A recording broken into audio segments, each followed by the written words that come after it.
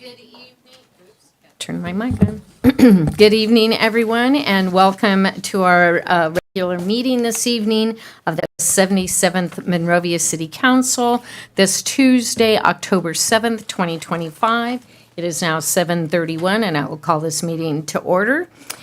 And we are convening in honor, we've got two new residents, Theo Miguel Van Atten, born May 16th, 2025, to Glory and Thomas Van Atten, and Alice Marinova Tyler, born July 18th, 2025, to Anastasia Manova and Philip Tyler. So we welcome them to the community. It's always really nice when we can welcome babies into our community. And Mayor, just in case they're watching, we did have a correction that it's May 17th. Oh, it's on May 17th for Theo. Oh, They okay. Originally submitted wrong. I'm sorry, I was reading from this instead of my memo. Okay, well, welcome, Theo and Alice. And we will start then with our invocation by Pastor Joel Larson. Yes. Our invocation by Pastor Joel Larson, followed by the Pledge of Allegiance by Councilmember Edward Belden. Pastor. Good evening, council. Good evening, community. Let us pray.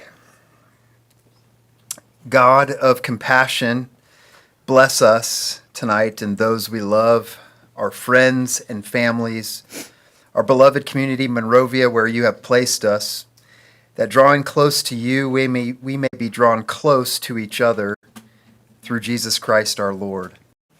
Merciful God, you bear the pain in this world, in our country, and in our local community, and we ask you to look with compassion and empathy on those tonight who are in need of healing, whether mentally or physically this evening. We pray for those elderly who are lonely, whether they've lost a spouse or a loved one, those who are students and young people who feel they are suffering alone. We ask you to cheer them by your word and through the presence of others, and bring your healing as a sign of your grace through Jesus Christ our Lord.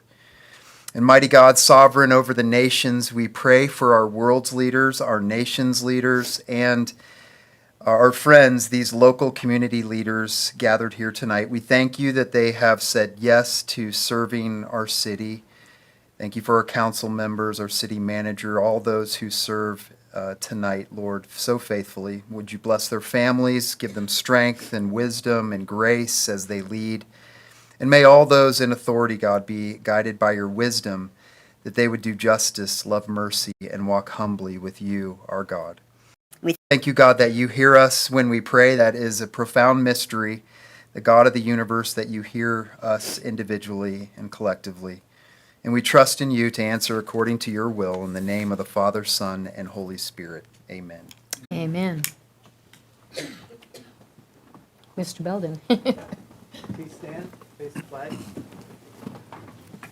Ready, begin. I pledge allegiance to the flag of the United States of America and to the republic for which it stands, one nation, under God, indivisible, with liberty and justice for all. Thank you. Okay, can we have the roll call, please? Council members Belden. Here. Jimenez. Here. Spicer. Here. Mayor Pro Tem Dr. Kelly. Here. And Mayor Shevlin. Here. We did have a closed session, and I'll turn it over to Mr. Steele to report out on our closed session. Thank you, Mayor. Council met in closed session prior to the meeting this evening regarding the one item on the posted agenda and took no reportable action. Thank you very much. Then moving on to our presentations and proclamations. PR1 is proclaiming October 2025 as Breast Cancer Awareness Month. And as many of you know, I am a breast cancer survivor. In this January, it will be 12 years. So that I'm very happy about that. And there are many in our midst, our friends, family members that suffer from breast cancer and are survivors. Some have died, and we are with all of them and their families. But I do have this proclamation. I don't have anyone to give it to. It's for all those survivors and their families, and we can have it in our library. We could post it in our library during the month of October. So whereas breast cancer remains the most commonly diagnosed cancer and the second leading cause of death among women in the United States, and whereas each year it is estimated that more than 316,950 women and 2,800 men in the United States will be diagnosed with breast cancer. More than 43,700 women will die as a result of the disease. And whereas the heartache and the pain of this disease will touch too many of our mothers, fathers, daughters, and sisters, and too many families will bear the burdens. And whereas during Breast Cancer Awareness Month, we reaffirm our commitment to support breast cancer research and to educate all citizens about its risk factors, detection, and treatment. And whereas as we display pink ribbons and wear pink clothing to raise awareness, we also support those courageously fighting breast cancer and honor the lives lost to the disease. And whereas this October, we recognize breast cancer survivors, those battling the disease, their families and friends who are a tireless source of love and encouragement, and applaud the efforts of our medical professionals and researchers working to find a cure for this deadly disease.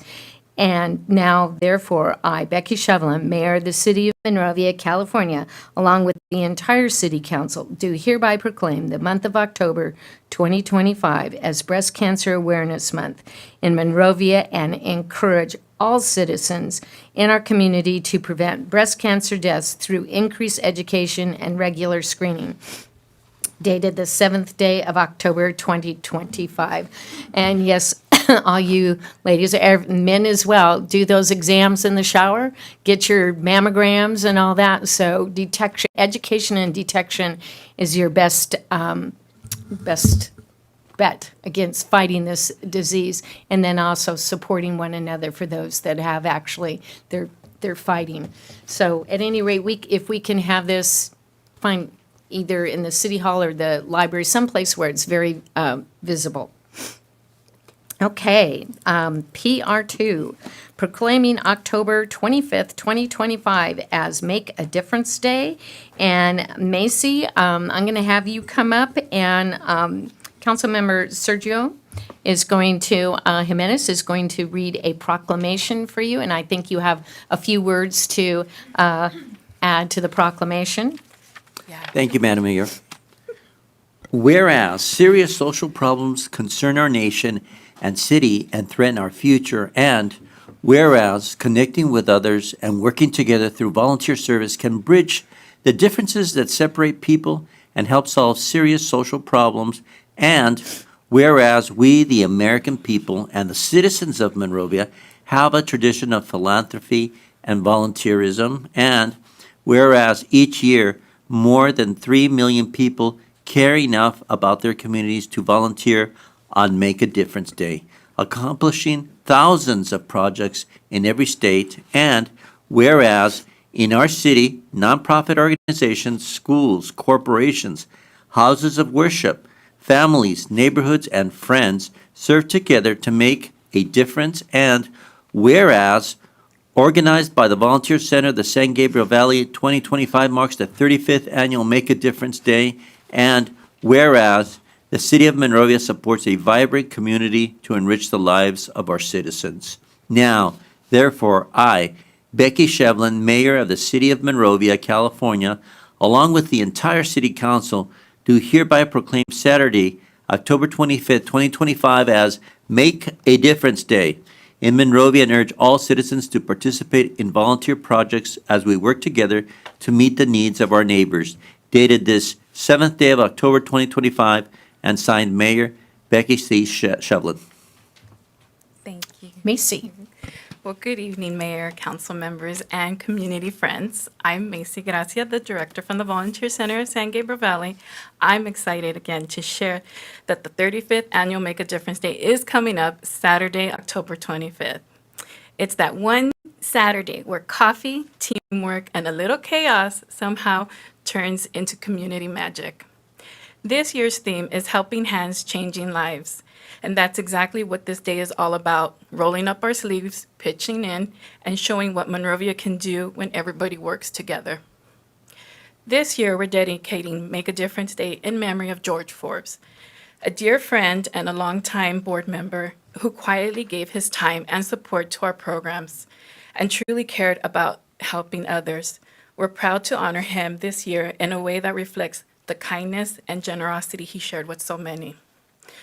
We're also thrilled to recognize our 2025 Make a Difference Day honorees, organizations and businesses that go above and beyond in service to our community.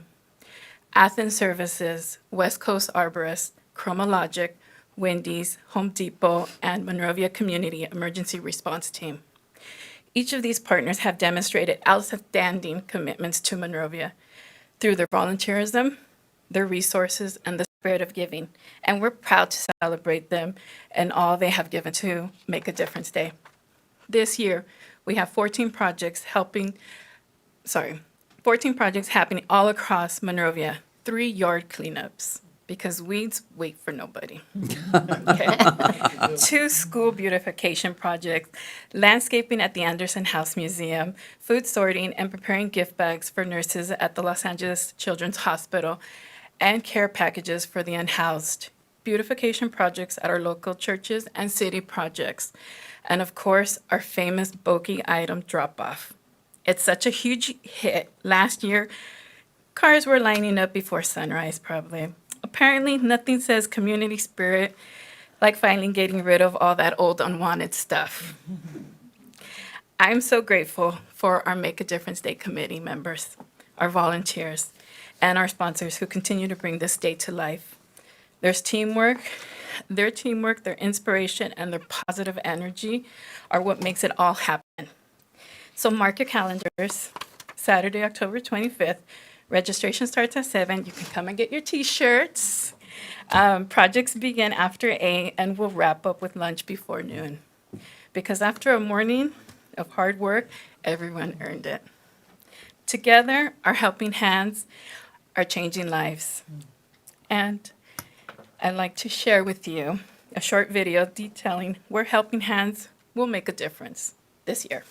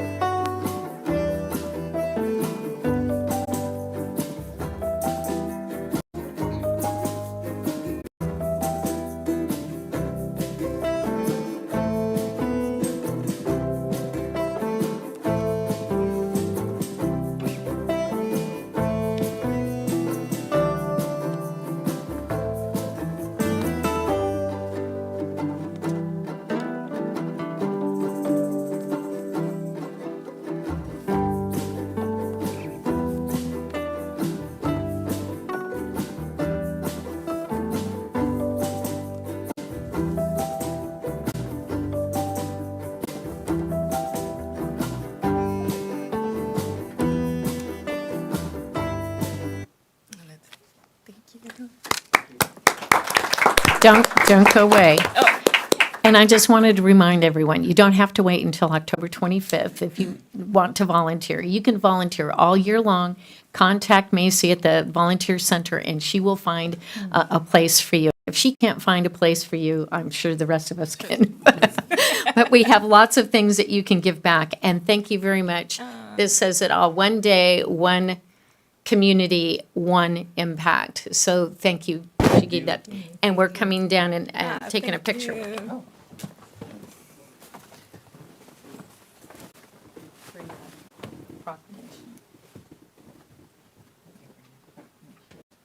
Yes.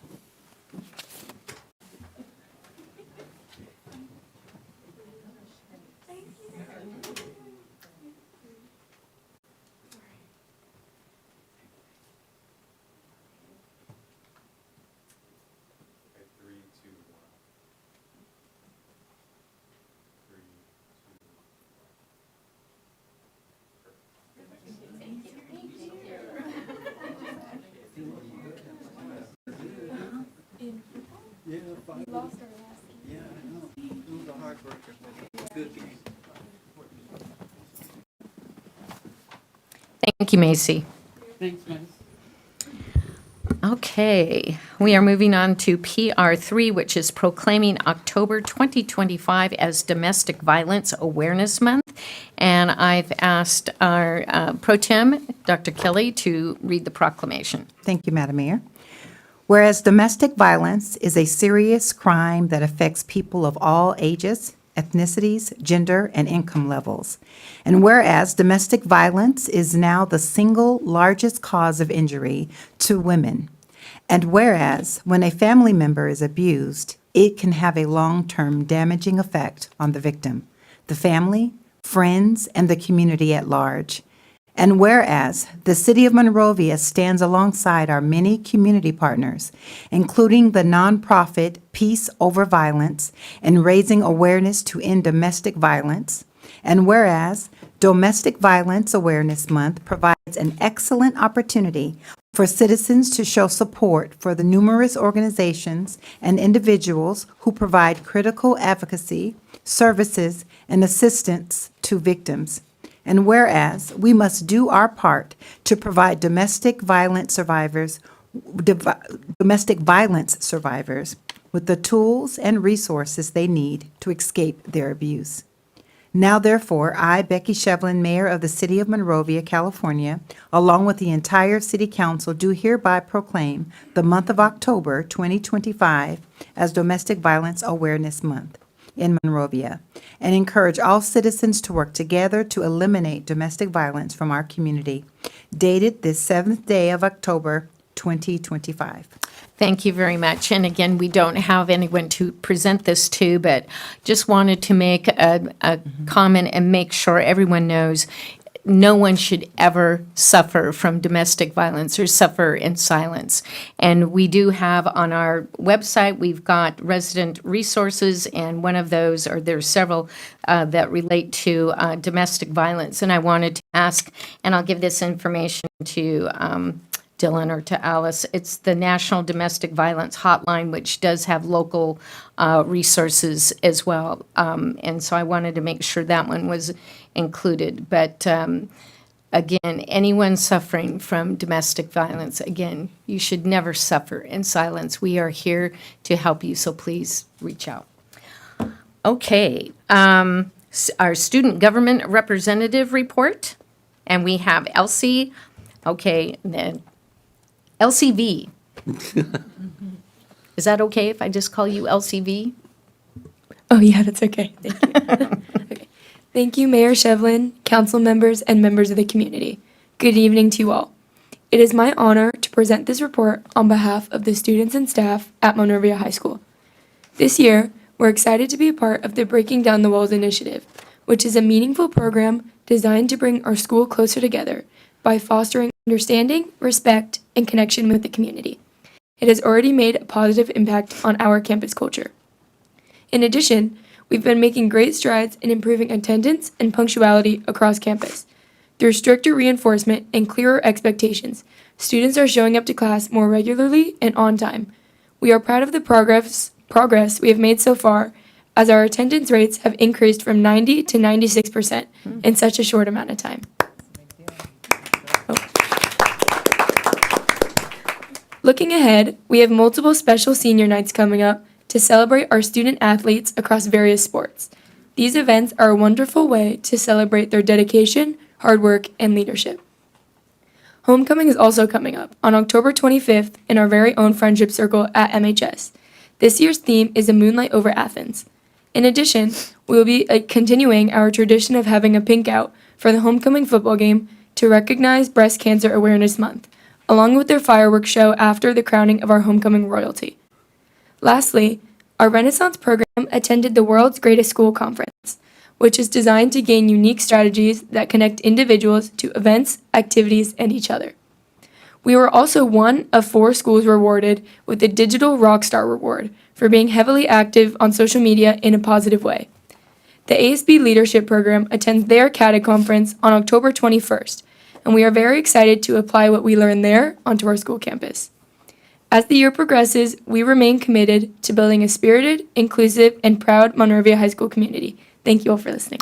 Well, thank you very much, and that's really impressive. It's great to hear. We hear so many bad things about school attendance. It's good to know that the attendance is high. At any rate, thank you for being here, and as usual, you're more than welcome to stay through our meeting, but I know that you might have some other things you need to do, like homework. Dylan, did you have something, looked like you had something to say? But again, we really like having you here, and that was a great report. So, but feel free, you can stay or you can go. A great report. Okay, now on order of business, I do have a matter of business that I'm going to, so long as there's no objection, and there's no objection. I'm going to move up a presentation. We have here our San Gabriel Valley Council of Governments President Ed Reese, and he is here with his entourage, the awesome staff of the COG, to give us an update on what's going on at the COG. Ed.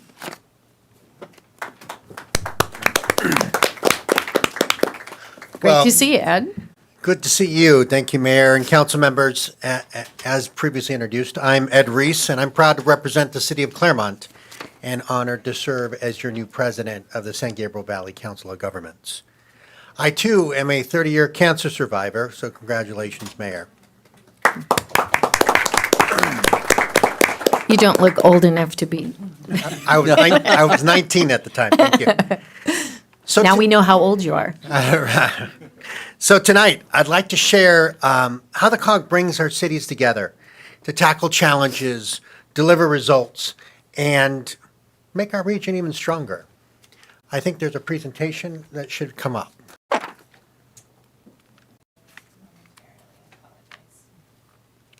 Wouldn't be a meeting if we didn't have a technical glitch.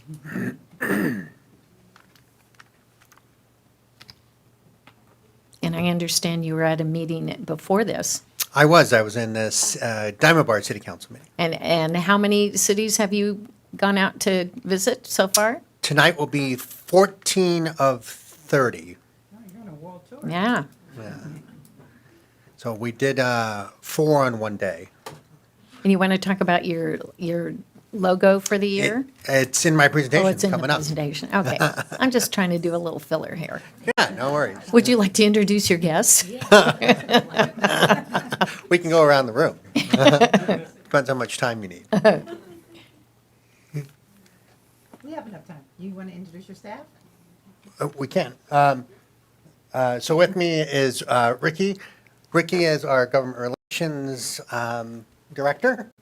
Mercer Creeder, Steph Wong, and Mackenzie. Mackenzie, yes. Mackenzie actually, she actually has partnered with me on on our transportation committee before. Oh, yeah. And but I'm also a Monrovia resident. Oh, all right. I walk there. And the COG offices are on South Mayflower, and they've got a new lunch place. They're right behind, In-N-Out is one of the new favorite places, I guess. It looks like the presentation's up, Mayor. All right. All right, excellent. So the COG is truly a partnership. It brings together 31 cities, 2 county supervisorial districts, and many local agencies across the San Gabriel Valley. Our mission is simple but powerful: to give our region one strong, unified voice, to deliver projects that improve transportation, housing, and sustainability, and most importantly, to improve the quality of life for nearly 2 million residents who call the San Gabriel Valley, and in part, this great city, their home. This collaboration is what makes us stronger than the sum of our parts. Of course, a mission this big requires leadership, and that's where our executive committee comes in. I'm proud to serve alongside a group of committed local leaders, including you, Mayor, as not only a current executive board member, but our past president of the COG. But all of these leaders are chosen by their peers to help guide the COG's priorities. They help set the direction, review policies, and make sure our work reflects the needs and values of our member cities. In short, the executive committee and the governing board keep us grounded in the realities of our communities while keeping us focused on the future. And that leadership extends outward through our policy committees. These committees are where the real collaboration happens. They focus on issues that touch the city, capital projects, the environment, homelessness, and transportation, to name a few. We also draw on the expertise of city managers and working groups so that local voices really shape our regional solutions. And of course, this is where you come in.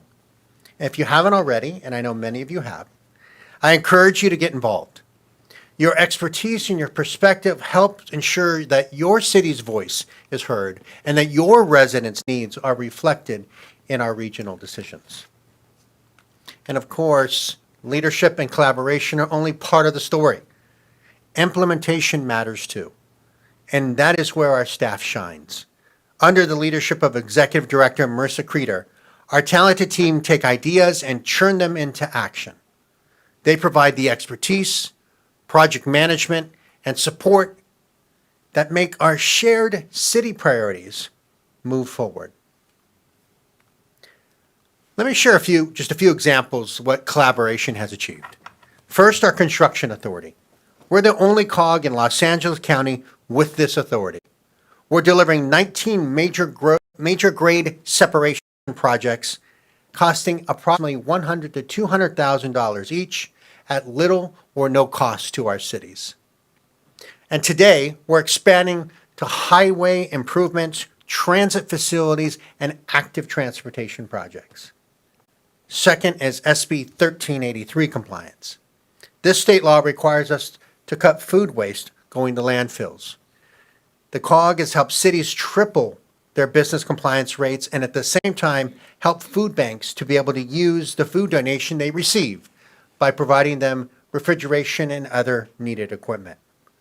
This is truly a win-win, where we're helping the environment and addressing food insecurity. And third, Measure M funding. Last year, we directed $36.5 million to 17 San Gabriel Valley agencies for projects that make it easier and safer for people to get where they need to go. These are just a few snapshots, but they show real, tangible impact the COG has had in our communities. Now, I'd like to talk a little bit about our involvement here in the city of Monrovia. As a funding partner, this past spring, the COG Governing Board awarded $1 million in Measure M funding for the city's Colorado Boulevard Bikeway project. This investment will enhance safety and accessibility for cyclists and improve connections to key destinations throughout the city. In regards to community services, the SGV Care dispatches clinicians and peers to support specialists to nonviolent service calls. The program aims to support residents experiencing mental health and substance abuse issues and to augment local emergency response units. I commend the city for its upcoming recognition. The Police Officers Association of Los Angeles County has selected your Community Activist Policing Bureau in partnership with the CARE program to receive the Centurion Award for Excellence in Community Policing. Congratulations to you and the Monrovia Police Department on this achievement. And lastly, our project management. Through the state REAP funding, the COG has provided technical assistance to explore development and preservation options for city-owned historic property. This work will ensure thoughtful planning that respects the community's history and supports more affordable housing.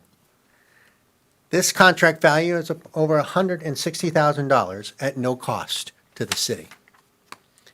Now, I've shared a little bit about some specifics and how we have really assisted the city of Monrovia. But the bigger picture is this. The COG is dedicated to meeting you where you are, to support your local priorities, and while also building something bigger throughout the region. At the heart of all of this is what binds us together. Our shared love for the San Gabriel Valley. That is why I launched the iHeart SGV program. It grew from my deep belief that we are stronger when we celebrate our common values and the communities we call home.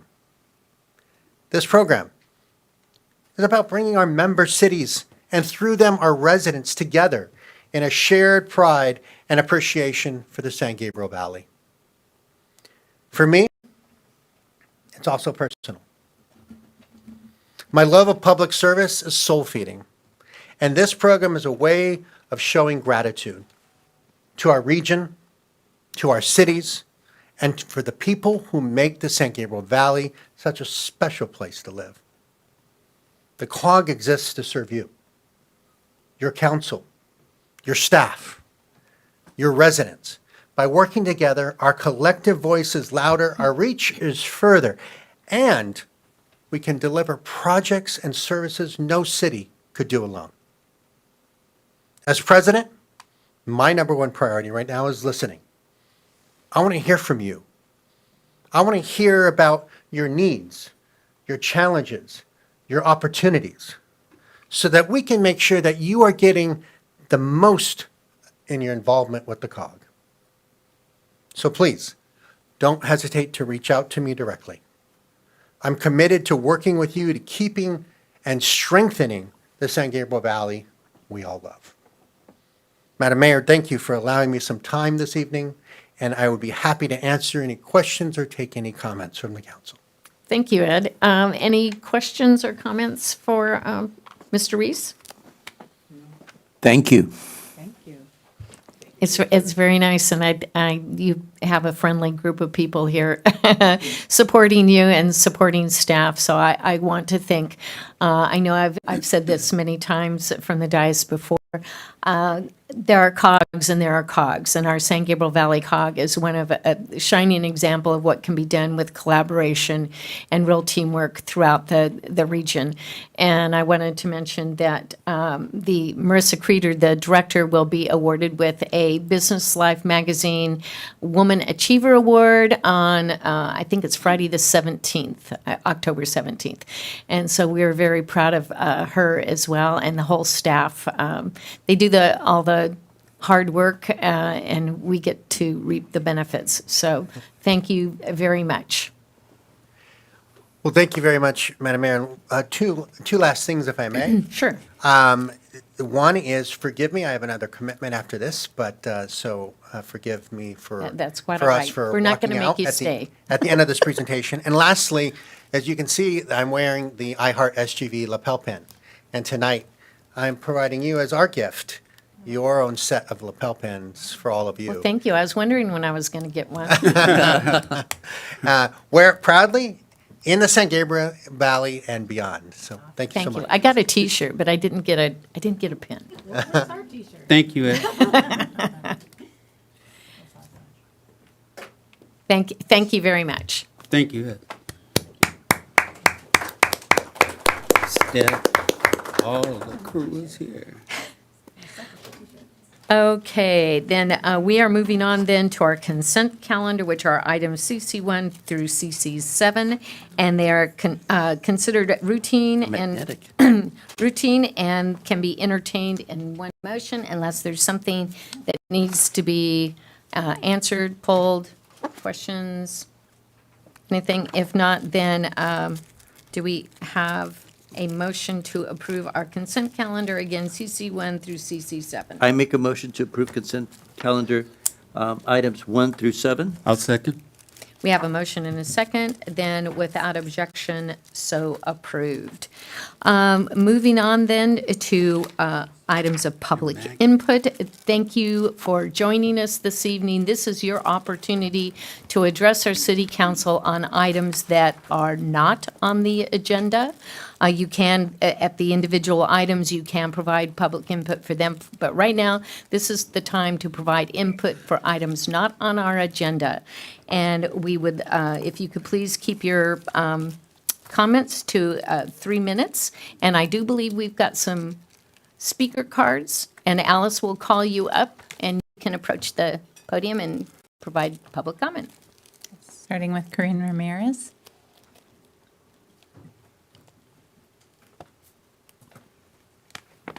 Hi, Corrine. Hi, Becky. Good evening, Mayor Shevlin, City Council, staff, and community members. I'm Corinne Ramirez, the Executive Director of the Monrovia Chamber, here to provide you an update. For the month of September, we're welcoming 8 new members. The Mercantile Collective, the Camp Transformation Monrovia, California Drums, Kaylee Boutique and Salon, Homer's Auto Service, Agents Monrovia LLC, Community Reimagined Inc., and Video Cartel. We have 15 renewing members for the month of September as well. I wanted to invite you to some of our upcoming events. This Thursday, October the 9th, we're having our coffee social at Santa Anita Racetrack in Clockers Corner from 8:30 to 10 a.m. It's free for chamber members, 15 for potential members. We do have a ribbon cutting on Tuesday, October 14th at 4 p.m. for Boba Box on the corner of Foothill and Myrtle. Excuse me, that's free to attend. On Thursday, October the 16th, we have our monthly networking lunch from 11:30 to 1:30 at Cafe Mundial, and that's $20 to attend. Save the date, we do have our Chamber Business Showcase on Friday, October the 17th from 5 to 9. That's going to be on the 700 block of Myrtle in conjunction with the street fair. We have a lunch and learn on Tuesday, October the 28th from 11:30 to 1 p.m. at the Monrovia Community Center Monroe Room. Athens Services is going to be giving an update to the businesses in Old Town in regards to the new regulations and things that are going on within the trash service. It's free to attend. You can RSVP at the chamber website. We also have another ribbon cutting for new chamber member on Wednesday, October the 29th. It's going to be a tri-chamber ribbon cutting with Monrovia, Azusa, and Duarte for Minuteman Press. They're our new copy service and provider in the city of Monrovia. That's also free to attend. Thursday, October the 30th from 5 to 7 is going to be our chamber Halloween mixer at Makers and Clay. It's $10 for members, for potential members.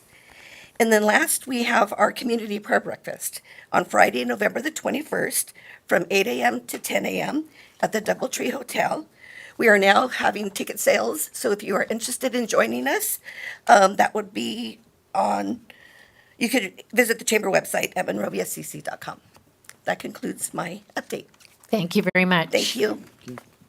Next is Chris Shevlin. Oh, I've heard his name before.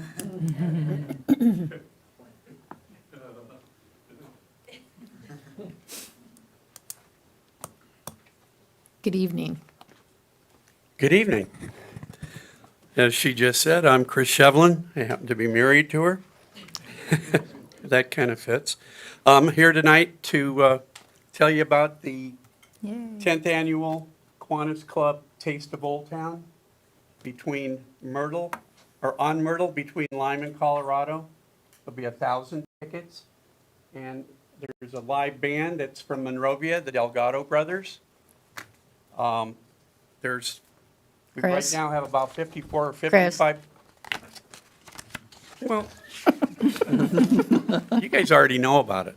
All right, then it's just like at home, folks. Local merchants and restaurants gather for a food festival with music, spirits on Myrtle Avenue, showcasing local food, art, and beverages. Put it on your calendar for the 26th. It's from 5 to 8, and you can get tickets from the following locations: online, Eventbrite, Charlie's Place on Myrtle, the Chamber of Commerce, Homer's, Key Club of Monrovia High School, the Boys and Girls Club, the Volunteer Center, and Center Stage. It is an incredible event. We've done it this will be our 10th. We had the interruption like everybody else with COVID, and it was very difficult because business had slowed down quite a bit for the restaurants and the places, so we just had to be patient until the time was right, and the time is right now. We are really way ahead of it now, and we've got Just to give you an idea that the county health department has gone from a 2-page thing to fill out to, how many is it, 6? 6 pages of information, and how we have to have 5 gallons of potable hot water at a certain temperature and kept there for 2 hours. I don't think anybody wants anything hot to drink, but I guess to wash your hands. But it's an incredible event. A little bit about Kiwanis. We've been here for 105 years in the city of Monrovia. We were the first Kiwanis club in Southern California. And it's a great tradition. I've been a member for 34 years, and it's been one of the most fulfilling things I've done in my life. So giving back, and we support the kids at the high school, and that's all I've got to say. I don't know if we can put this somewhere and keep it, maybe in the lobby. I don't know if that's permissible or not, but I'd like that if you could. And check it out. But the tickets, there's 1,000. That's it. It's limited. And we look forward to seeing everybody there. Don't Thank miss it. Thank you. We'll be there. Next is Michael Johnson. Good evening. Good evening. Good evening, thanks. My name is Michael Johnson, Monrovia resident.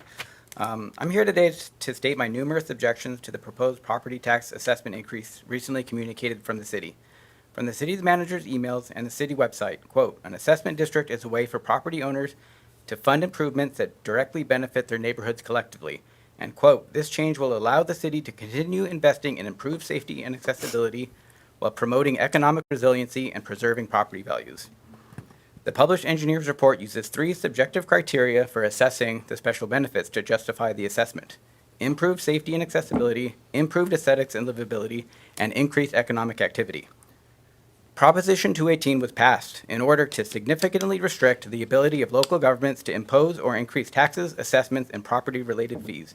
From the California Legislative Analyst's Office, quote, "The local government must determine whether property owners would receive a special benefit from the project or service to be financed by the assessment. Proposition 218 defines a special benefit as a particular benefit to land and buildings, not a general benefit to the public or a general increase in property values. If a project or service would not provide such a special benefit, Proposition 218 states that it may not be financed by an assessment. The state constitution is very clear. Property assessments can only be used for improvements that provide particular benefit to lands and buildings and not a general benefit to the public. Every reason given by the city and in the engineer's report applies to everyone in the city generally, and no effort has been given to explain how they apply particularly to specific parcels as required by law. Furthermore, the method in the engineer's report for calculating the general benefit is completely lacking in merit. It asserts without any reasoning that pass-through traffic, people just driving through the city, is the proper measure of the general benefit, even while mentioning a court case that found that to be insufficient. Not only is this measure dubiously calculated, it is then arbitrarily lowered by 50%. By the city's own statements, this district would be for the benefit of the neighborhoods and communities of Monrovia, not for people simply driving through the city. By the logic of the report, a family who lives in Monrovia but does not own property, who visits a city park and spends time there, receives zero benefit from the park facilities, but someone driving through a street and doesn't stop for anything does. This is clearly absurd. The reason section of the city website regarding the district proposal says, quote, "The solution is to establish a new combined citywide assessment district that fully covers the costs of maintaining the city's street lighting, traffic signals, street trees, landscaping, and parks and recreational facilities." This is factually incorrect. If the assessment goes through, according to the engineer's report, the city's general fund must still pay for the general benefit portion of the district costs, which the report calculates as being 19.33%, or $880,000, which also then increases every year.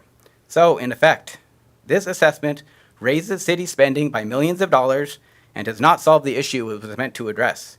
The engineer's report gives no reason for the city needing to spend this millions of more dollars than what it does now, and there are no specifics on what this money will go towards beyond general statements about maintenance, operation, and servicing. The engineer's report. Can you wrap it up, Michael? Sure.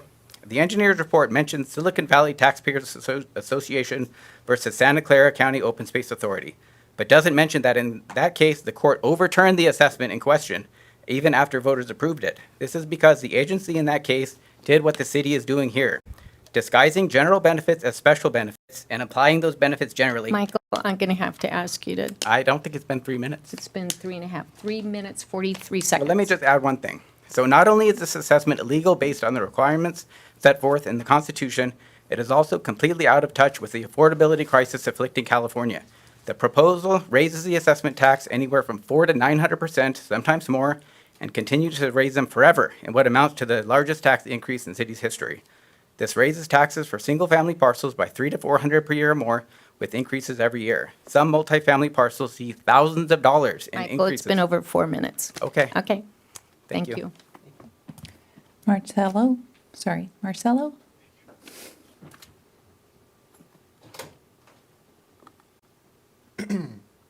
Hi, Hi. my name is Marcelo. I'm just a local activist and organizer here in Monrovia in the SGV.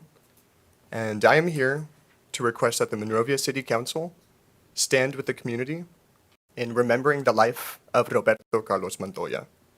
He was a day laborer, a member of the community, and he was a human being who tragically lost his life in an illegal ICE raid here at the Monrovia Home Depot.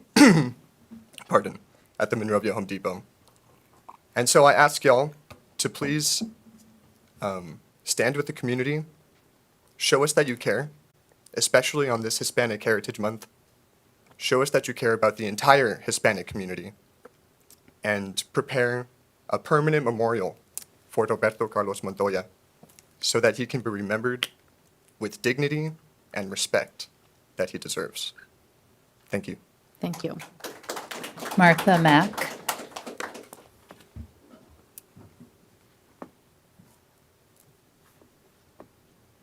Good evening. Hi, good evening.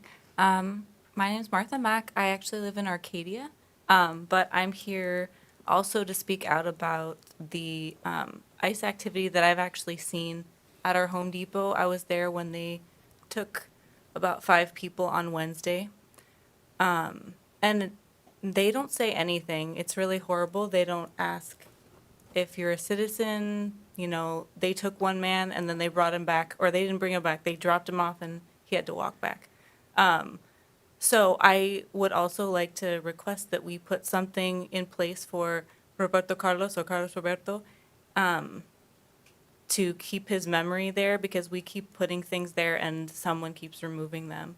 But also just that maybe consider other things we could do in general to protect our community. The people that are working, they're not, you know, harming anyone there. They're just looking to work and provide for their families too, and giving to our economy, really. So, thank you. Thank you. Sherry Lochner?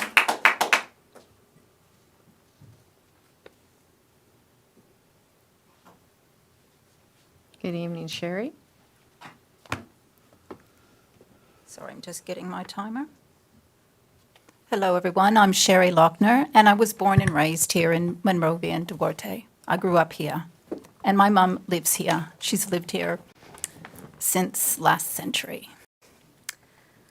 I'm here this evening to advocate for day laborers and other people who are immigrants targeted by ICE.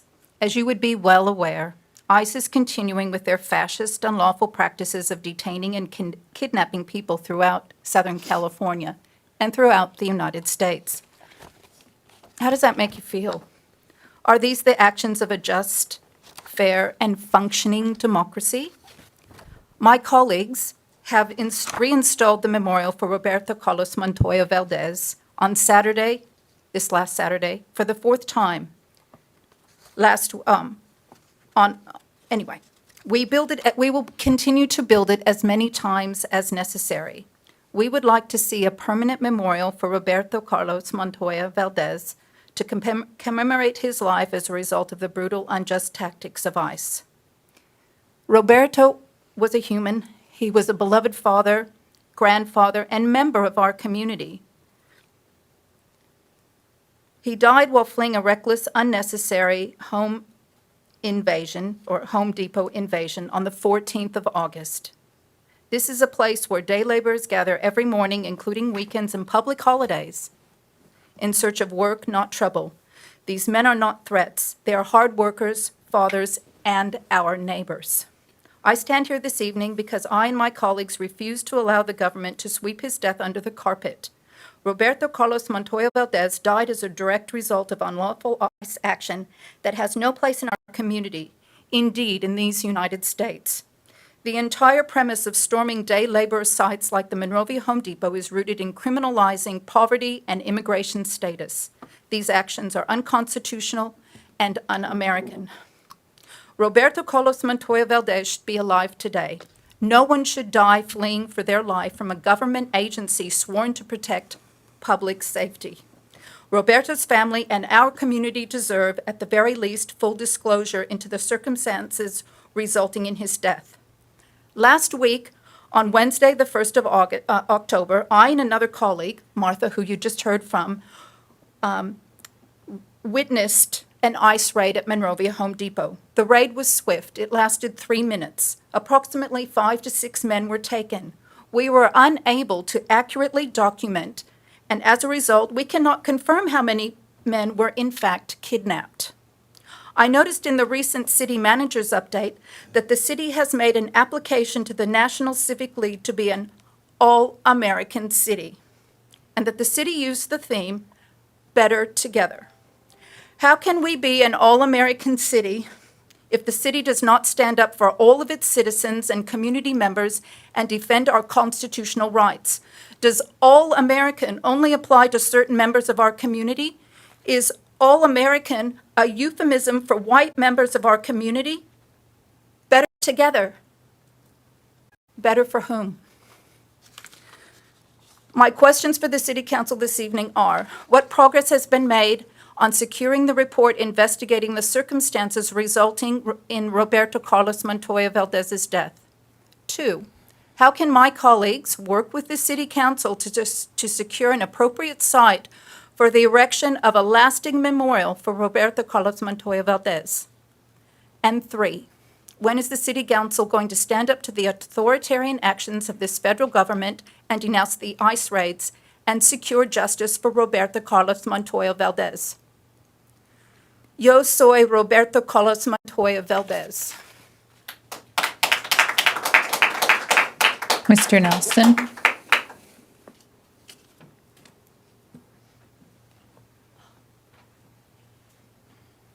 Good evening, Council. Good evening. First, my condolences to the family, friends, and community here who lost a young girl late Sunday afternoon. She was hit by a car in the southwest part of town and killed. I've heard maybe it was a hit and run. So my condolences to that family. I hate to see that in a fine city like Monrovia. So if anybody has seen anything, knows anything, please contact the police if in fact it was a hit and run. It's quite distressing with what's been talked about tonight and the fact that we lost one of our youth this last Sunday.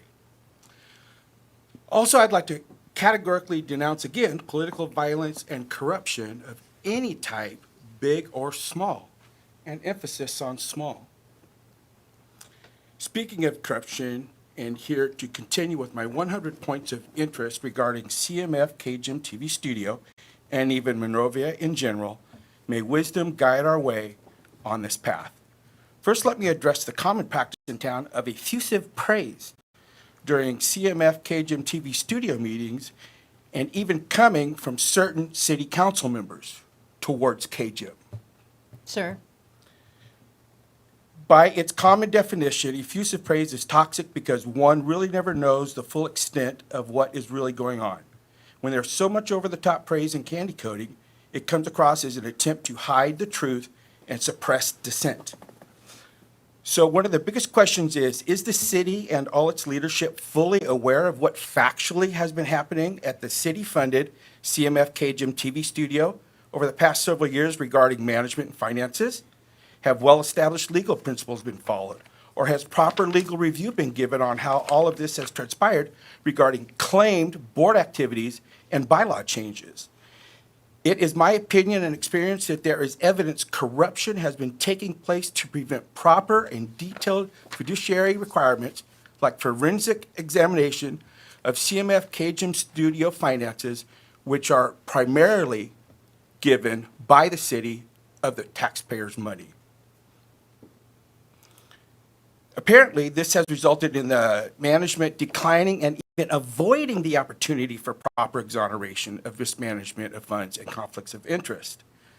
Nonprofit financial management and conflicts of interest have, in my opinion, been depriving all locals the equal, proper benefit of city taxpayer money allocated for community media purposes. It's not just non-compliance of financial regulations that I am, in time, going to show with facts about specific actions. It is also about how, in my opinion, I see an organization and its leadership neglecting a whole community for the benefit and self-interest of only a select few. Only a select few. The money's meant for everybody. I'm not just standing here to express my personal opinions. I'm doing what others are supposed to be doing, and that is defending and requiring proper fiduciary oversight of a nonprofit and taxpayers' money in this fine city that is spent on that nonprofit.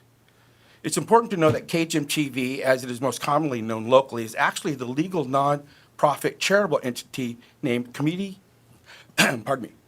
Media of the Foothills. It's important to know how to look them up in public records financial searches, such as California Attorney General's list of charities, by the legal entity name of Community Media of the Foothills, and not to look them up as KGM TV. Can you start wrapping it up, sir? Yeah, I'm please? almost done. So to be clear, effusive praise does not change these issues. It just makes it look like they are actively being covered up or deliberately overlooked and being used as a poor attempt at suppressing facts and dissenting opinions regarding corruption at KGM TV and mismanagement of finances. Thank you for your consideration and your attention. Thank you. Anna Gee.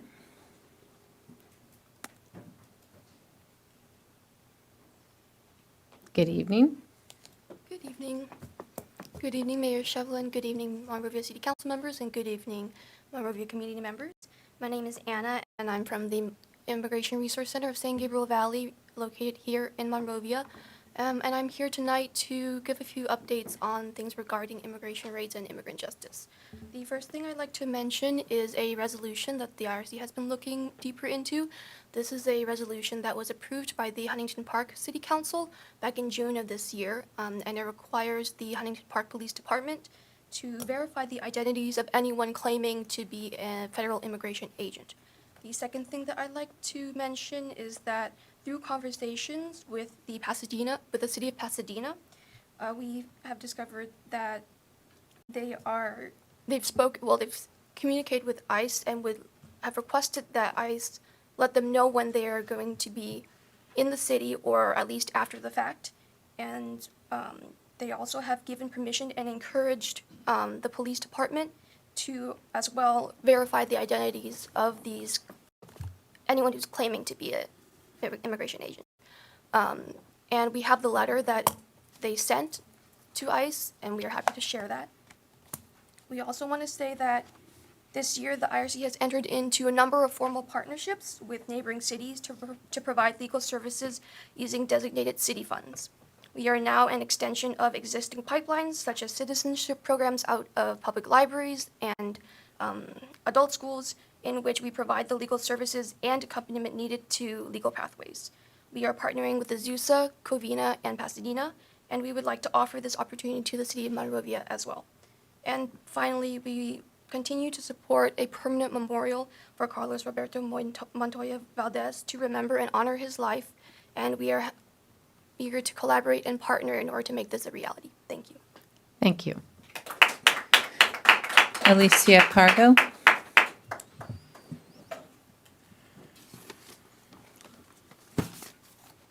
Good evening. Good evening. Good evening, everybody. Good evening. Thank you for allowing me. I'm a resident here in Monrovia, and I am here also in support for a permanent memorial for Carlos Montoya. And I personally have spoken to a lot of day laborers, and they're very humble. They just want to work, and they're not doing any wrongful activity. They're just standing there and waiting for somebody to hire them to work. And all of them are, very humble and ready to work. So I'm here in support for Carlos Montoya's permanent memorial. Thank you for your attention. Ali Ceja.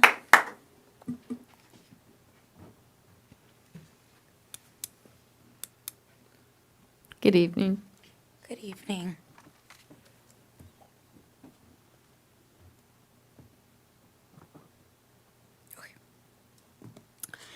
Good evening, members of the City Council. My name is Ali, and I am here today to speak in support of Carlos Roberto Montoya's potential permanent monument, and as well as in support of immigrant rights, an issue that hits very close to home for me and my family.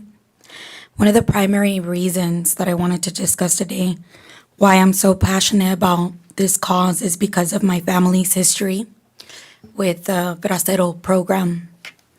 My uncle was part of this program, which brought hundreds of thousands of Mexican workers to the United States between 1942 to 1964.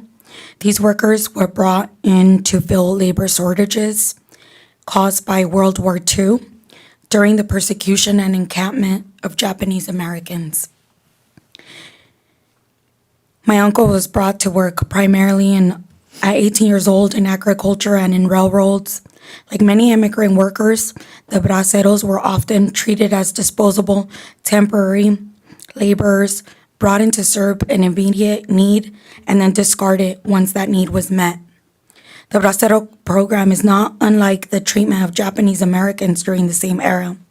While braceros were used to build the nation's economy, Japanese Americans were subjected to forced internment camps, stripped of their rights and their freedom. Both groups were treated as temporary. Their labor and contributions were exploited, while their humanity was ignored. The bracero workers, just like Japanese Americans, faced immense hardships, poor living conditions, unfair wages, and lack of legal protections because they were seen as temporary workers, not people with long-term rights or futures in this country. This history is important to remember because it shows how easily migrant workers and marginalized communities more broadly can be exploited when they are viewed as disposable. It also shows how essential it is that we stand up for immigrant rights today. We cannot repeat the mistakes of the past. We cannot allow history to repeat itself, where migrant workers are treated as temporary laborers, used when convenient and then discarded when it's no longer needed. My family, like so many others, like my parents, my mother and my father, owes its place in this country to the sacrifices made by immigrant workers.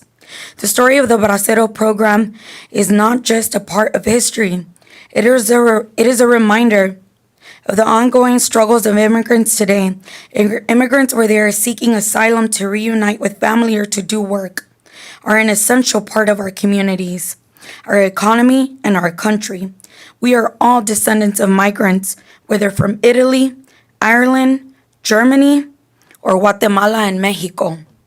I invite you today to take part as either the second or the first action in your support and allyship to represent us in attending the vigil that we will have this Friday, October 10th at 6 p.m. at Monrovia Home Depot, where we will be celebrating and honoring the life of Roberto Carlos Montoya. We will also have his niece that still lives here today. We will also have his daughter present, either through words or through her voice. And so we ask that you support them and all the day laborers that still exist today, belonging to the economy and the fabric of our labor force today. And we also ask that you support us in a permanent monument for Roberto Carlos Montoya. Thank you. Thank you.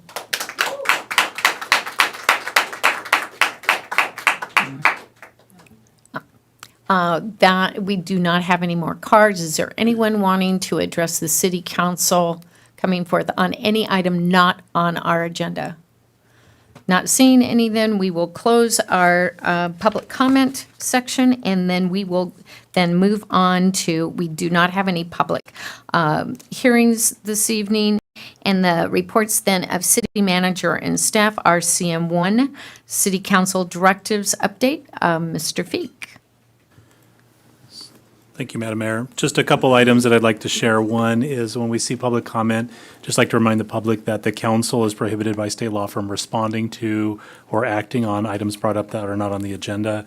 Also, for purposes of sharing information with the viewing public at home and purposes of recording meetings, it's always nice when you're at the podium when people are speaking to the council. We can get you on TV and make sure that people in their homes and households can see you, can hear you talking.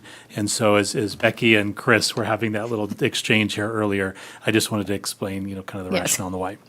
A couple items for council that I'd like to keep my comments brief because several of you will be visiting Long Beach this evening, where we'll participate in a 3-day conference with the League of California Cities with several hundred elected officials across the state. I'm certain that we'll continue talking about immigration enforcement, both what's happening at the federal level, but also what the state and what cities are doing.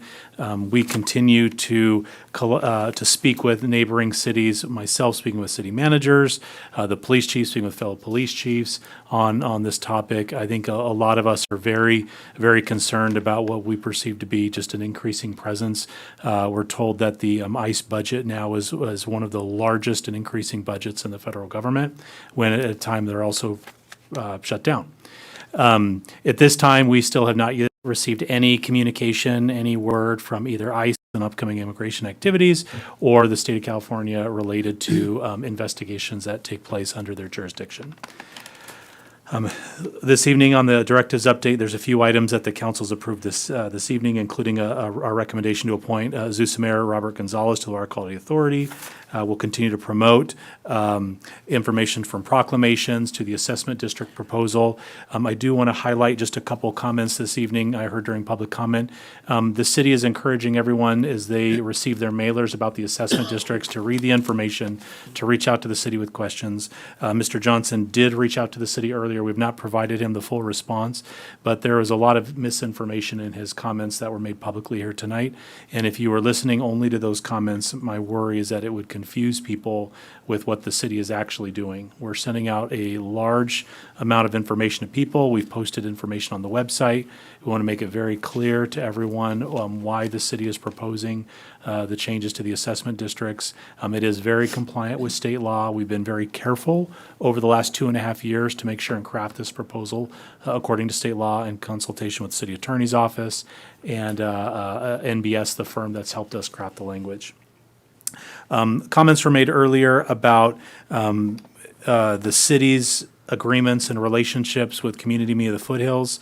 I also want to make sure that for those who are listening in on the meeting tonight, who may not be aware of what activities the city is undertaking or what the city's role is in our relationship with Community of the Foothills, that if you just listen to public comments, which sometimes are ill-informed or not correct or are just a perception of one person, the city of Monrovia contracts directly with Community Media of the Foothills to do a couple things, to record and televise certain public meetings, but also to operate a public access television studio at Recreation Park. We've had this, the city was there in the very beginning when Community of the Foothills was founded in 1983. The city manager at the time was also a founding member on the board. And we've had a very, very long-term relationship with Community of the Foothills. There were concerns raised in early 2024 about the way that Community of the Foothills managed the public funds that we provide them under contract for these services. The city utilized our audit firm, LSL, who performs our annual audit, to do an audit of their financial records. They provided us a report. That report is available. We've shared that with anyone who asks. They basically identified several issues that were wanted to make everyone aware of, but these were very typical issues, from the way checks are made out and paid to this item should have got board approval, that were pretty common with nonprofit management. And when we asked the auditor if they saw any significant or material effects, they did not find any. We felt very comfortable with the information. We felt very comfortable with the relationship moving forward. We discussed these items openly in public meetings. We talked about them with the board. It's still at this time, I do not have any concerns about the use of public tax dollars by community media of the Foothills. I had a meeting this morning at 7 a.m.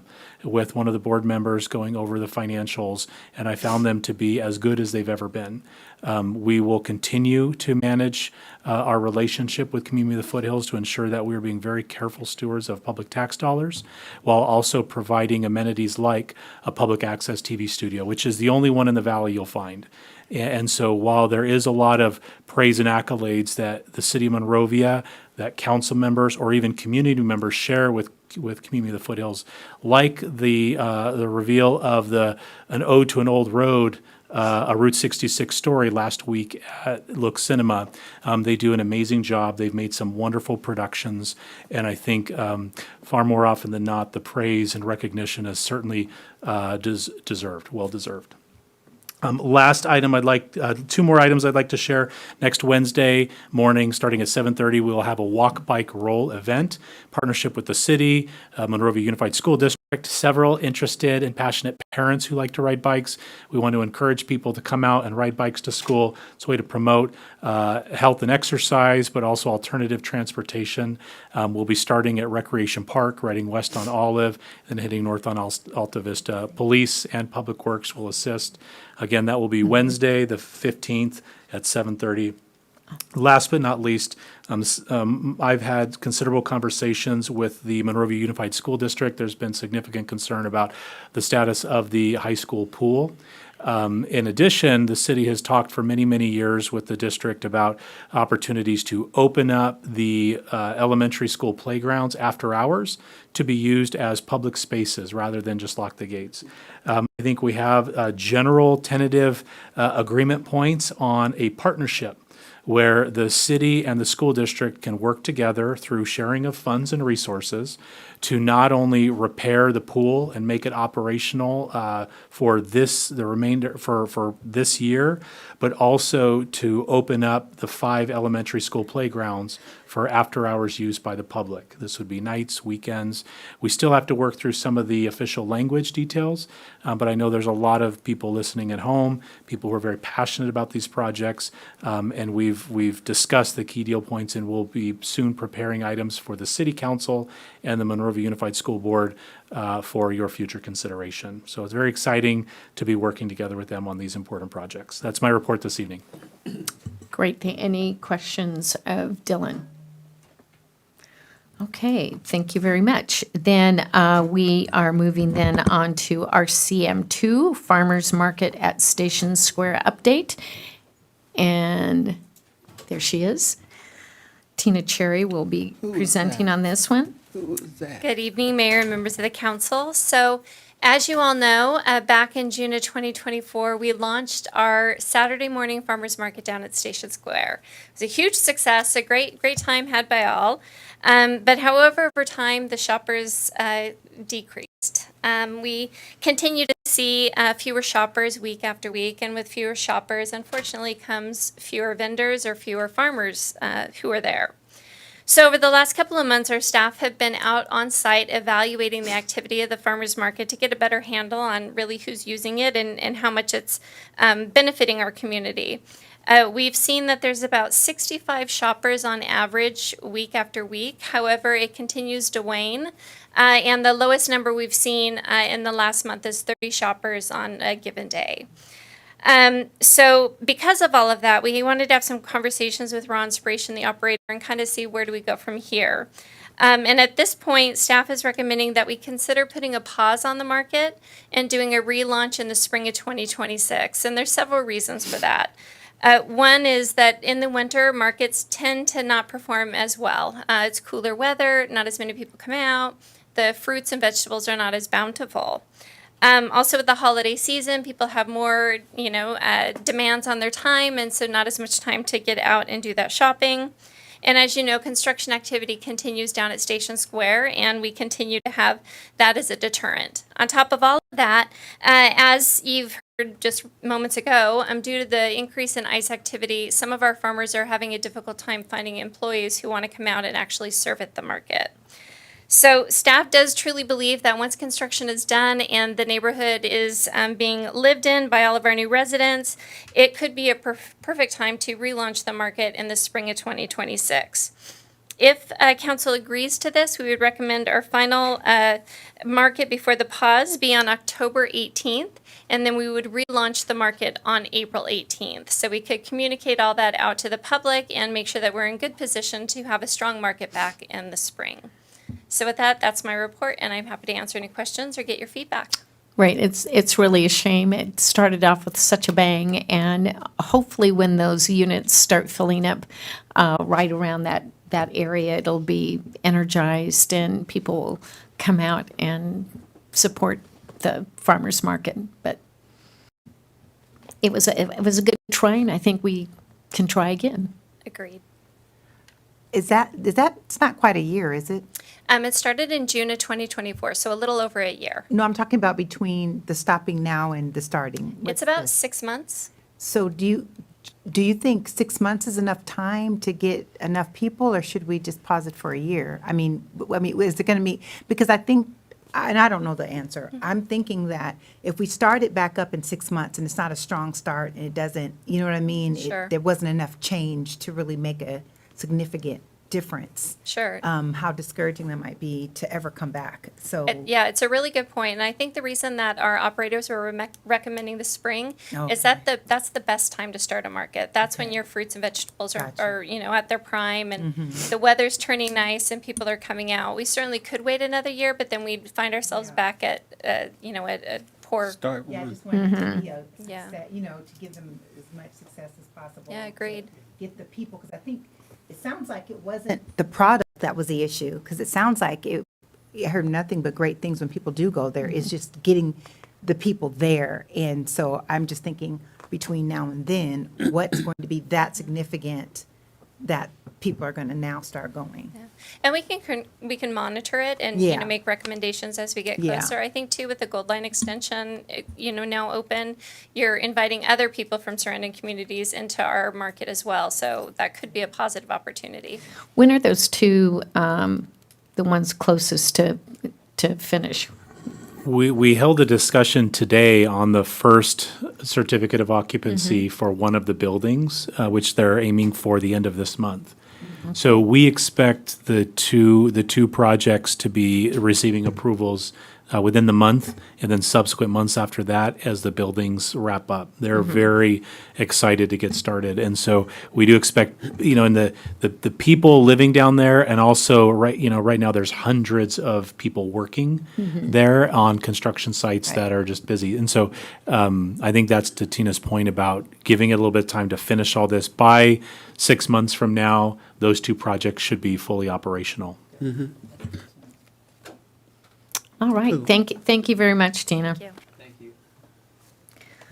Okay, then we are going to move on then to our reports of city council members. And I am going to start off with Mr. Jimenez. Thank you, Madam Mayor. I had the pleasure of reading at Read Across Monrovia at the Canyon Early Learning Center. It's the first time that I've had the honor of going to the Canyon Early Learning Center. And I found that these preschool kids, they really, really love to have you read stories that are interactive. I chose books where the kids would be able to say things to you, things like moo, bark, and also to get up and get movement. But you've got to do the same thing that you want the kids to do to get them to participate. So I want to thank the educators, Miss Jenny and Miss Letitia, as well as Miss Annette from Monrovia Public Library, for allowing me to read to the kids. And I wanted to also report on the Hispanic Heritage Month celebrations here in Monrovia. We had a very successful event at Monrovia Public Library from the Mariachi Herencia Michoacana. They also had arts and crafts and books featuring Latino culture and life, as well as Loteria, which was earlier this month at the library. So thank you so much to the library staff for helping celebrate Hispanic Heritage Month. And finally, I wanted to invite everybody this Saturday, the Monrovia Fire Department and also the Fall Festival are happening in downtown Monrovia. It's going to be from 10 to 2 p.m. And it's not just an open house. It's not just the Fall Festival. We're going to have the train ride, the hay rides, the arts and crafts, the merchant sales specials, and more. So I just want to invite everybody to come on out, support our local fire department, as well as our merchants this Fall Festival this Saturday. Thank you. All right. Edward. Thank you, Madam Mayor. About 2 weeks ago, we had the Clean Power Alliance host a board retreat to get people together and just talk a little bit more about some forecasts and opportunities that they're looking at. One of the things they're always doing is trying to find ways that they can lower our costs, which I think is something we all appreciate, and at the same time deliver a quality product, deliver one that's the most environmentally friendly available. Some of those things they were looking at and just include other opportunities to actually purchase assets. A lot of the power they right now buy is through a purchase power agreement, so they don't actually own the actual generation, but they have purchased the rights to that power from those generations. So they're looking in the future in ways they can maybe even acquire some of those facilities or even transmission options as well. But they're also looking at the risk in that and just making sure that it is something that makes sense. So I think they're doing a great job, and there's also just an opportunity to keep looking at the grants. I think the grants just were due for our community benefit organizations in the end of September, and there's an innovation grant that I think the city might be looking at in the future too. That's coming up. So that's it from the Clean Power Alliance. We talked a little bit about walk, bike, and roll from our Dylan, our city manager, and there's a lot of folks I think getting out there. I think all of you are welcome to attend, and if any of you are interested and available on Wednesday morning. And you walk. You don't can have walk. to, you can walk. That's a very important part. It's walk, Where's bike. where do you meet? I think that's what I wanted to know. Is there a specific place that we're all meeting? I or- believe there's some of the folks meeting for the ride out at Rec Park to go to Monroe and to Mayflower and to maybe in Wild Rose. That's what I've heard. Is that correct still?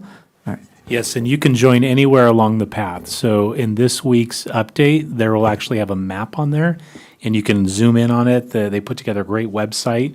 And so even if you just want to come out or even just come cheer them on, you can come cheer on the kids as they ride. They got big smiles on their faces. Yeah, you can even be at school when they show up, which is a great time to celebrate and get a good picture at the same time.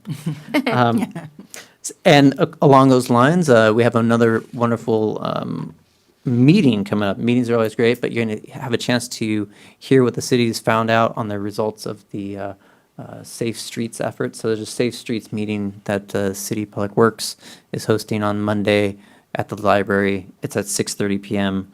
At the Monrovia Community Meeting, and it's also, I think, a chance for people to give input at the same time, and then eventually there'll be a report out in maybe a few months, I would think. Okay.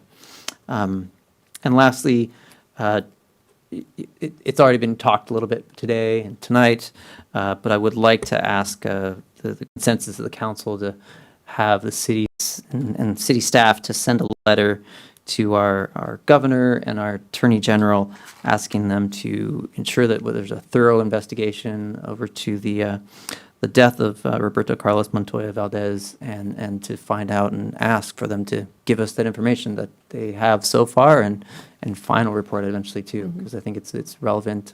We're coming up on 2 months to his unfortunate death. So. Can I ask, who actually is investigating it? Is it a state agency in that it was the California Highway Patrol that? Yes, correct. California Highway Patrol is conducting the investigation. Okay. All right. Yeah. I think there's consensus for that. We should find out, right, what the status is. And if they have no information, can they please give us also a possible timeline as to when we might be getting some information? That'll be good. You're welcome. Thank you. Okay, Mr. Spicer. All right, thank you, Mayor. Just a quick reminder that Measure K is funding $200,000 worth of enhanced programming for our seniors. This includes enhanced lunch and learns, a food distribution program, trip scholarships for the qualified seniors, Meals on Wheels subsidy, and, yeah, I'll tell them about that. And also, there's, like I said, you threw me off, Edward. I was rolling, man. You right. And enhanced, they also have a enhanced daily exercise program. And you also have access to a case manager at the community center. And to ensure all eligible seniors are aware of these programs, the community services has put a booklet, the senior booklet together. It's a resource guide that will be available for print quarterly, and you can pick one of these up at the community center. Also, I had the opportunity to read at at Brad Oaks Elementary School, room 24, Dr. Povinelli, who is the Teacher of the Year for the district and the county. And the book that I read to the kids, it was about why we have policemen in schools. And Ms. Povinelli happened to be my kid's teacher back prior to them, advancing later on in life. Also, because the kids were so interactive with the class, during the class time that we were reading, or they were reading, I had a pizza party for them on Monday. Oh, wow. So they had a blast. So anyway, that's my report. Everybody's going to be requesting to have Mr. Spicer. Hey, I'm available. That's amazing. That's my report. Okay, great. And Dr. Kelly. Thank you. Thanks for the reminder. Well, I get the privilege of announcing what would have been under my report because I am the liaison for MOTAB, but my dear colleague read my report. So that's okay. It's Ouch. okay. It's no problem. You forgot something, so I get to share it. This Saturday, October the 11th, from 10 a.m. to 2 p.m., we will have hay rides at the Fall Festival in Old Town Monrovia. So you don't want to miss that. We have a trackless train. Did you mention that? You did, huh? Trackless train rides, activities in the park, and a pet costume parade at 12:30. A pet costume parade, so you can dress up like your pet if you'd like. I'll bring Ted. Yes, yes. And so that's at 12:30. In addition, many of the businesses in Old Town will be offering special sales and treats for all to enjoy. So we want to make sure that we are supporting our local businesses. We want to make sure that all the businesses in Monrovia are thriving. So make sure you come out. Also, a veterans movie matinee. We invite veterans and service members to enjoy a movie at Look Cinema on Us. You must be a veteran, okay, or a service member. So Larry, you could go to that. I'm always. A movie at Look Cinema on Us. Join us on October the 18th at 1 p.m. This is free to you to see the newly released, what is this? This is not my report. Tron Ares? Is that the name of the movie? It's called Tron Ares? Okay, that's the name of the movie. Space is limited, so those interested, please contact the library. It's a free event. Contact the library so that you can sign up for that. Also, we had the opportunity of being able to watch the Route 66 documentary. It was just wonderfully done by KJM. It was done with excellence. The editing, oh my goodness, I can't even imagine how long it took to edit that because there was so much information, but it was excellently done. So I want to encourage you to watch that. I believe you have a link in your report, Dylan. Was there a link to the documentary? Yes. So you can go to the city manager's report and click on the link and you can watch it. It's about 26 minutes or so. And I wanted to also invite those that would like to support the IRC. There's a gala on November the 1st at The Monrovia Museum tickets are still available. You can go to the website, the Immigration Resource Center of San Gabriel Valley, and you can purchase tickets. It's live music, it's dinner, under a night under the stars. So you are welcome to buy tickets for that. And that's my report. Great, thank you very much. And just to piggyback on things going on in Old Town, because it's going to happen before we have our next council meeting on Saturday, the 18th, Hot Rods Forever are going to be on Myrtle, and that's from 9 a.m. to 3 p.m. So come out and see those hot rods. Are you going to enter any of your cards? No? I have to push mine. Oh. Well, they're not moving. They're parked. So at any rate, I did have the opportunity recently to go to the Habitat for Humanity, their gala, and it raised funds for the Altadena fire victims. And the Habitat for Humanity, the San Gabriel Valley, they're located here in Monrovia on Chestnut, just across the way from Foothill Unity Center. But at any rate, there are lots of opportunities if you want to get involved with the build. They have lots of things going, so check out the Habitat for Humanity, and there's lots of opportunities to give back there. And then my assignment for Monrovia Reads was at Plymouth. First, I read to 2 first grade classes, and I read the stories old enough that it was brand new to them. It was Samson the Hot Tub Bear, and I was cracking up because when I was reading it, there was a thing there talking about sending messages to the governor via fax. And that the governor's fax machine was just overflowing with messages to save Samson. And so, yeah, they didn't know. But what cracked me up, they kept on asking me questions, and I said, it really happened. It was real. And they couldn't quite understand that actually happened. But then when they wanted, they were asking, I was talking about the bear being old, and they wanted to know how old I was. And so I told him, I said, well, I'm 73. 73? And then they started talking about all their relatives that had died. So at any rate, it was rather entertaining. And the other one I read was Horton Hatches an Egg, and I always like that story about an elephant is faithful 100%. So lots and lots of fun, and I think Monrovia Reads and the library staff, specifically Annette Simpson, they do so much to make sure that this happens twice a year. So we have another opportunity in the springtime to read in the classrooms too. And your comment about CLC, Monrovia Reads donated the zoophonics programs to the little ones, and they have tested out. A lot of them now are English readers. They're doing great, and so it's Monrovia Reads is doing a great job.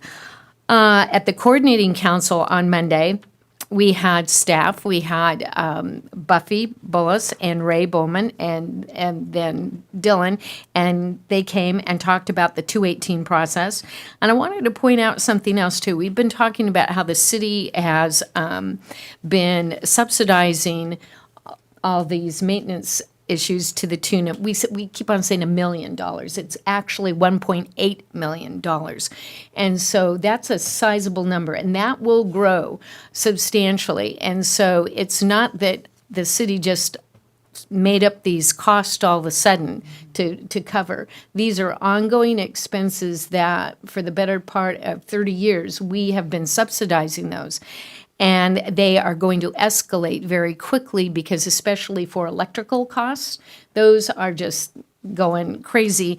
And another good point to make is that I wanted to talk about in voting, those ballots have to be received by the city. It's not like regular voting when we vote for offices and things like that. It's not the date that it's postmarked. It has to be received by the city by 6 p.m. on November 18th. Now, if you want to come to the hearing that night, you can turn your ballot in at the hearing on November 18th, but those ballots have to be here, whether you walk them in or you mail them early, and they hopefully get here by the 18th. So please, please, please, make sure that, and we have a box over by your office to do that. So at any rate, the other point, the city also pays for their own parcels. City owns a parcel of land, we also pay assessments as well. So we're not getting a deal on this. We pay our way as well. That was a little disjointed there, but I wanted to make those points. I did, talking about the COG, they were here tonight, and their government liaison, that was Ricky Choi. He was here, and we had a report from our legislative analyst. And I just wanted to point out that in this last legislative session, 2,397 total bills were introduced. Who knew that we needed that much new legislation? And of those bills, 1,536 bills passed the legislature, 600 from the Senate, and 936 from the Assembly. Then those went to the governor's desk.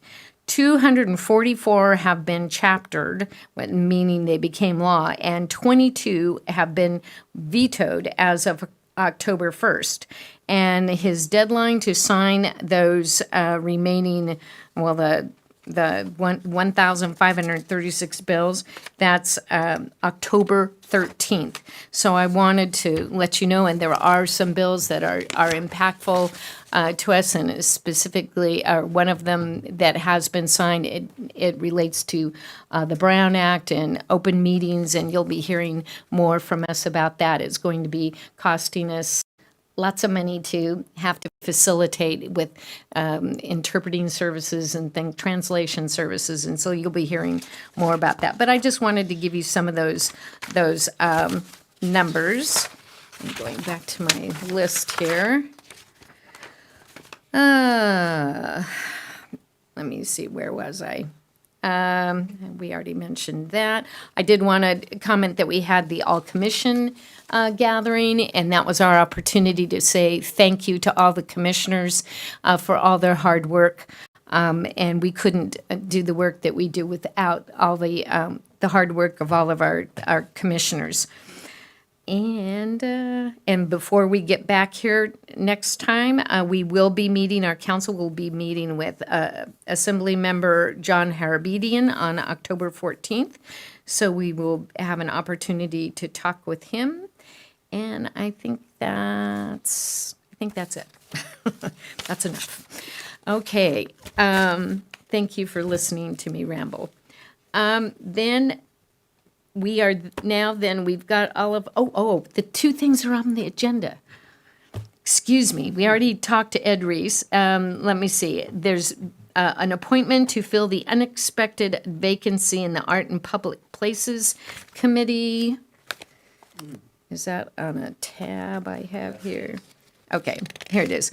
And Councilmember Sergio Jimenez, he is the chair for that committee, and the community director Sherry Bermejo and project coordinator Carrie Zessa interviewed applicants, and the committee recommends the appointment of Jocelyn Ferguson to the committee to fill the unexpired term of Ricky Hayashi, and the term ending June 30th, 2027. And so unless there's an objection or comment on that, do I need a motion? Then we will be appointing then Jocelyn Ferguson. Congratulations, Jocelyn. There's lots of great things that commission does. And then last but not least, the nomination of San Gabriel Basin Water Quality Authority Board Member and alternate representing cities with prescription water pumping rights resolution 2025-50, and that is for Robert Gonzalez.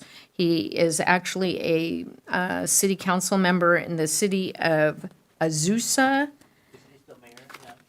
I know that is he still mayor? Because I know they were going to rotate, but we do have, there is a resolution, so long as there are, okay, he is still the mayor, Mayor Robert Gonzalez. of the City of Azusa to represent the city's prescriptive pumping rights on the board of the San Gabriel Valley or San Gabriel Basin Water Quality Authority. So unless there are any questions, comments, Mr. Gonzalez has come to the city council several times and given us updates. Okay, with that, I do need a motion for, but since there is the resolution. So can I have a motion and a second? Okay, Larry, and we have a motion and a second. Then go ahead, we'll take a, make it real official. Councilmembers Belden. Yes. Jimenez. Yes. Spicer. Yes. Mayor Pro Tem Dr. Kelly. Yes. And Mayor Shevlin. Yes, thank you very much. Okay, now going back then, we only have one administrative report. That's AR1, agreement with Trinity River in an amount not to exceed $25,000 for completion of a mural at Satoru Shunichi Park. And Ms. Cherry. She's back. I'm back, taking us I'm home. back. So thank you again, Mayor and City Council, for your time tonight. We do have a proposal for you to award a contract with Trinity Rivard for the mural at Sunichi Park. So as you know, we've been working on developing a park in South Monrovia for quite some time now, and the land at Sunichi Park was donated by the Hale Corporation as a part of the Chick-fil-A and Starbucks development. The park design has been paid by the city's general fund, and the construction is a project funded by Measure K. So on June 4th, we actually broke down with the project, and we have continued to move swiftly with the project. But as a part of this project, we had two murals. One is the mural we're going to be talking about tonight, and the other one is a mural on the trash enclosure as a part of the Chick-fil-A property that we'll bring back to you for consideration at a future date. So just to remind you of the park, if you haven't been by there lately, there's been a lot of activity, and it's really surprising to see how much we fit into such a small parcel. It looks great. It's really going to be a great resource for the community, so happy to have it there. There's been a lot of work that has been completed as it relates to this project. I have some photos here to show you.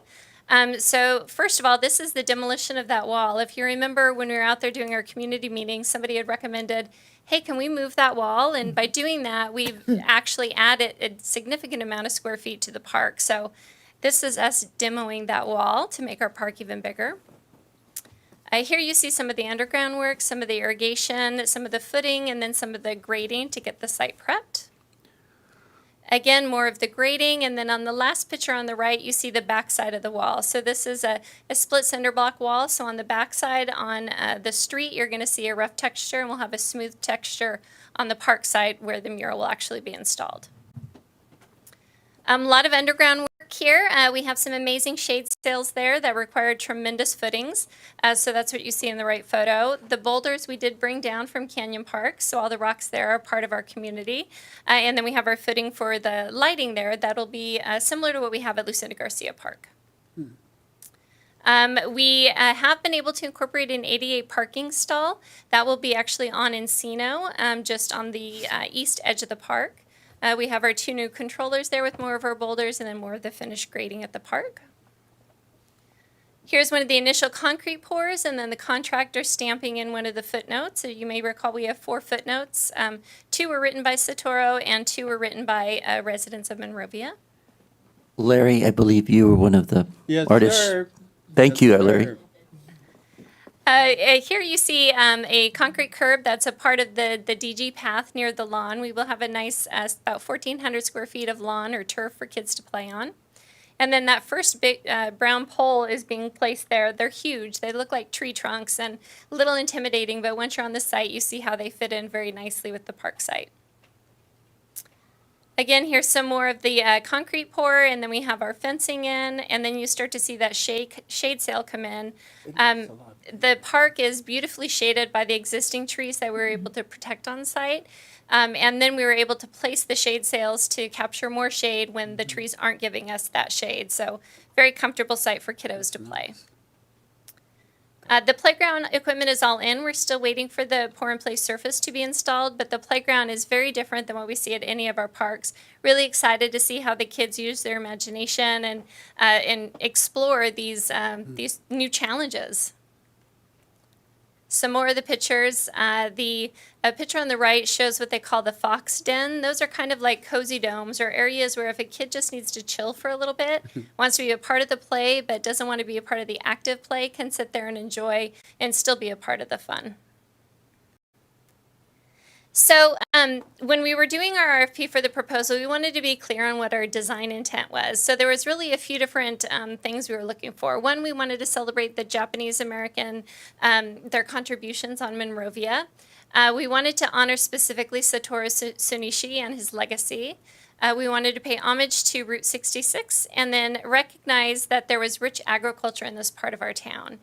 So this is different than our typical process with our public art. Typically, we go through the Art and Public Places Committee. Because we have so many different partners and stakeholders on this project and we're not using the Art and Public Places funding, a different process was deployed. So with this process, we actually launched our RFP back on July 7th. We were really pleased to see that on July 13th, we received 18 proposals. Of those, 16 were complete. That's, from what I understand, a really good turnout on response. We actually had people from all over the country. Even one of the artists was from Belgium. So it was really a wide group of submittals. The selection committee included the executive team. We reviewed all of those 16 proposals and then made 5 finalists that we asked for some revisions from each of those artists. After all of that was said and done, the selection committee is recommending Trinity Rivard as the proposed artist. We've reviewed the art in detail with the Sunishi family. They love it. They're so proud to have it celebrate their family. Their only ask was that we include their family crest, or what they call their mon, into the art, which we've done. We had a chance to present it to Art and Public Places Committee. Even though they were not the official approving body, we did want to have their input as they have such a good understanding of our art here locally.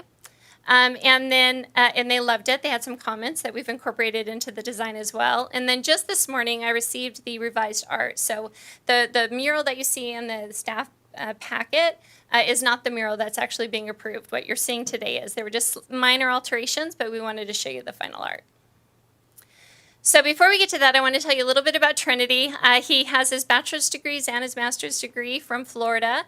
He's been doing mural art internationally all across the U.S. for several years now. He has done private paintings, public paintings, really has a big breadth of experience. Here's some of the work he's done in different communities. We have a mural that he did in Jackson, Tennessee, a mural in Montana in their downtown district. These are all recent projects. A skate park in Henderson, Nevada, a community college in Florida. He did a transit project in Palm Desert, and then another local old town or hometown project in Florida. And so here's the design. I'm going to go into it a little bit in detail, but I just wanted to share with you the overall image. Keep in mind this is 102 linear feet of a mural that's telling a story, and so there's a lot of movement in it. And because it's so it's such a long horizontal, we wanted to make sure that there's plenty of movement within the design. But everything you see here has a lot of meaning. How tall is it? It's your standard, I think, 6 feet Okay. fence. So it'll fill the whole wall. Mm-hmm. So the first section here, you see Satoru as a young man. This is when he first came over here, and we have the iconic Monrovia High School there in its bright white color. We really wanted to include that because we believe Satoru was the first Asian American to graduate from Monrovia High School. You then see his name there, and the next picture is him and his wife at their wedding. And then you see in the strawberry there, his family. It's actually a resemblant of an actual photo where 9 children and him and So were working in the farm, as well as taking care of the chickens. So you see that there. Here we see the Route 66, the homage to that. A lot of Japanese motif is inspired throughout the design, so that's why you see a lot of the florals and the colors and the movement. And then you see there in the red the 3 white hexagons, I guess they are, in the red circle. That's actually the crest of the Sunishi family. Here you see a picture of Sho Sunishi, Satoru's wife.